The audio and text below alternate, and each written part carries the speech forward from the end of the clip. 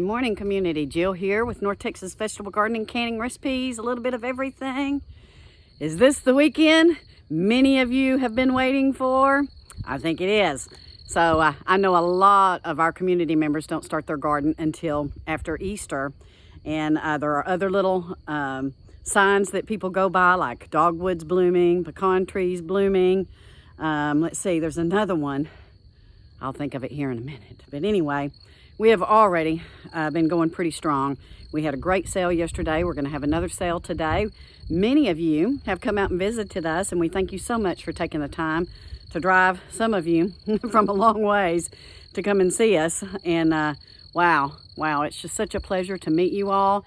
And it is such a pleasure that to know that you're going to come out and buy plants from us, and that you watch us, and that you are community members on YouTube. And now on our Alvarado Community Farm page and our North Texas Vegetable Gardening Facebook page, we are just so blessed. You can see we have a lot going on in this little high tunnel, and I'll show you the big high tunnel here in a minute when it gets a little bit lighter so you can see better. But things are in full swing now here on the farm, and we are super excited. You know, Easter or Resurrection Sunday is a signal, or it signifies renewal of life after we pass, that Jesus was resurrected and we will be resurrected as well with him, in the newness of life of our spring gardening, getting new seeds started. Everything is greening up, the trees are in bloom, things are looking great. So in the little high tunnel, I've got some patty pan squash. That is our new fave. I'll be planting some zucchini in here and some more yellow squash, guys. And of course, you know, I've got my herbs going. We love our herbs. Got some good old horseradish. And one of the new things that we're growing this year is some feverfew. Guys, this is a wonderful medicinal herb. It is like aspirin, and it is an anti-inflammatory. It's good for migraines, and so we're excited to see how we do with this in our herb tunnel. And then we have our tomatoes over there. I've got a couple of peppers in here, some jalapenos and some bells. And we got some more tomatoes Greg's getting ready to put in the ground. And we got our rosemary. Our rosemary's just looking fantastic. And look at our tomatoes. They are just getting so big. Cilantro and dill are in full swing. I did cut some of this back, and I already have some in the freeze dryer because we love to save our cilantro. And guys, cilantro likes cool weather. Once you get to June, you're probably going to lose your plant. But you can leave it, let it seed out, and get coriander seed.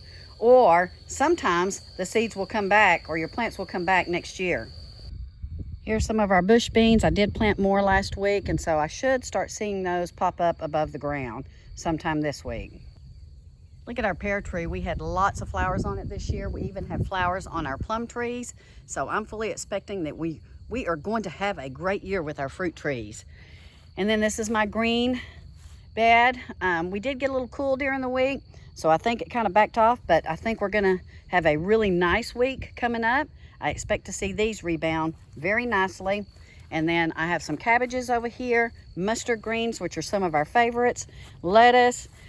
This is some chamomile. We're gonna make some chamomile tea. I got some more cilantro planted here.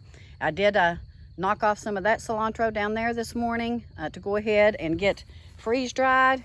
We want to take advantage of when these things are coming up, and be sure and preserve them as best as we can. So got some good lettuces and some arugula in here. So I cut up some of our sweet potatoes, and I'm starting to get some slips. I'm going to go ahead and put a couple in because I think that they'll do better here. And then as these start growing and I get more slips, I can continue to add to my other raised bed over there. But what I did, guys, is one of your companion planting for your sweet potatoes is bush beans. And so last week I went around the edge here and put bush beans, and then I'll put my sweet potatoes in the middle, because the bush beans will come to fruition long before the sweet potatoes are ready to be dug up. This year we really feel like we got to jump on the tomatoes much earlier than we did last year, especially in the big high tunnel. You can see these. They are large, they are gorgeous, and anywhere you see an orange flag, that is a volunteer that came up from last year. And look at that one. You can see how much bigger that volunteer is than the ones we've put in the ground. I mean, they have just really acclimated to this environment, and they are coming up on their own, and we are going to keep them going, but they look really great. So if you get your volunteer plants coming up, leave them alone, because they will tend to be a little bit more hardy than the others.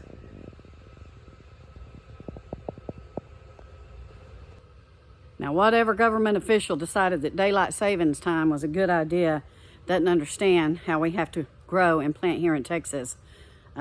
It's 7 o'clock or a little after 7. We're just now being able to get outside and get daylight. If we had not been on daylight savings time, I would have been able to get out here around 6. And here in Texas, farmers don't want extended daylight time to 9 o'clock at night. We want daylight time in the morning, because that's when it's cool and that's when we can get most everything done. And frankly, for it to be 9 o'clock, for it to be sunlight and hot at 9 o'clock at night is really hard on us, because number one, I work 4 days a week, and trying to get to bed after a busy day when it's hot outside, it's very, very difficult. So we really need this daylight savings time to go away. And looking at our plants that we have for sale, guys, boy, you can see a lot of these trays are coming up either halfway or almost gone.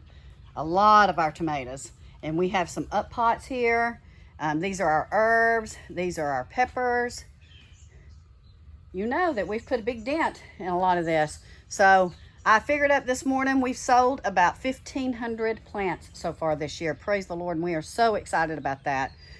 We have cucumbers, we have lemon, we have Boston pickling, and we have the Marketmore 76, which is what we have terrific luck with. And then we have some yellow squash, we have some patty pan squash for sale here. And then for those of you, if you're planning on coming out, we have some very large 6-inch tomato plants. So if you feel like you're a little behind, come out and see us, because we have these 6-inchers that are ready to go in the ground, and some of them even have fruits on them. This is that big pineapple tomato, guys.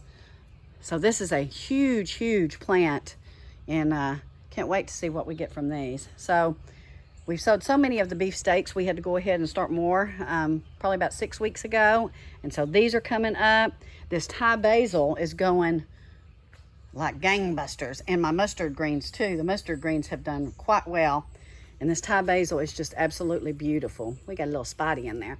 These are our replenishment plants. You can see we have delved into them a little bit, and so I'll be restocking here in a minute, getting ready for our sale today at 9. We have been extraordinarily busy. Me working 4 days a week has really taken away from the farm, but it's something we just feel like we have to do. And we're going to keep on doing this farm. Poor Greg, he's working his tail off. And my sister is here from Australia. She helped yesterday, and my daughter and my grandson. So we had some help yesterday. Today we're going to be on our own. But we are excited about it. We're excited to meet our neighbors and our community, and any of you who decide to come out. Our onions are starting to show some growth. I'm a little concerned about some of the weeds in here, so trying to get in here and get weeded is difficult for us because we have so much other stuff going on, but we'll get it done. We got a heaping helping row, a couple of rows of tomatoes here, and Greg's going to put some of his exotics in sometime this week. So this row right here, this third row, will be tomatoes all the way down.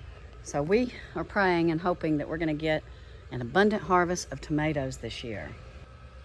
In the past, when we've had to buy sweet potato slips, I think we've gotten them at Gurney's. So if you guys are looking for sweet potato slips, Gurney's was a pretty good source for getting them, and they'll start shipping now. Normally Gurney's won't start shipping until April, but we like to get a head start on things and try to get things going earlier so that we can harvest a little bit earlier. Last year we thought we were a little late.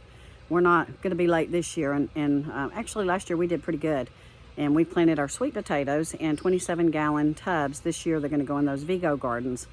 But yeah, we're excited to see what we can do in those Vigo gardens with the sweet potatoes. And they just look a little bit nicer when they're outside.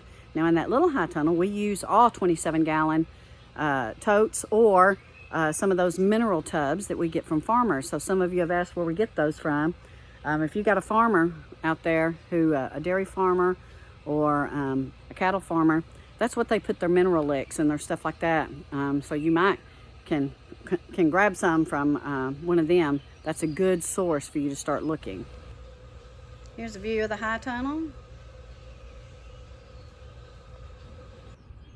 So what we are behind on is getting some of our stuff started. I got to get some more squash and zucchini and planting that back acre. We've got to get that planted, guys, but we've had rain. I'm not going to complain about it. And so it's really, really wet back there, and it's hard for Greg to get the tractor back there and till it up and get it ready to plant. I'm really hoping we can do that in the next 7 days. So we'll see how that goes, but we've got to get more things in the ground. So it is the day before Resurrection Sunday. We celebrated Good Friday yesterday. I know it's odd to say that we celebrated it, but it's a celebration because it's when Jesus died on the cross for us and for each of our sins. And man, that just gives us such hope, knowing that we'll be reunited with our loved ones. And so today we're in the day before. And the day before, a lot of the disciples and the apostles were afraid and they were scared and they didn't know what was going to happen, even though Jesus told them that he was going to rise on the third day. And so tomorrow is Resurrection Sunday. We'll be spending it with family. And just want to tell you all what's going on here at the farm, and that we love you, and that it's time for many of you to plant now. It's the time you've been waiting on. I know my friends up north, Kristen, you guys have been getting hammered with snow, and I think in the Midwest, and just very, very strange weather. But hopefully y'all can get some things in the ground soon. Love you all. See you later. Have a wonderful day.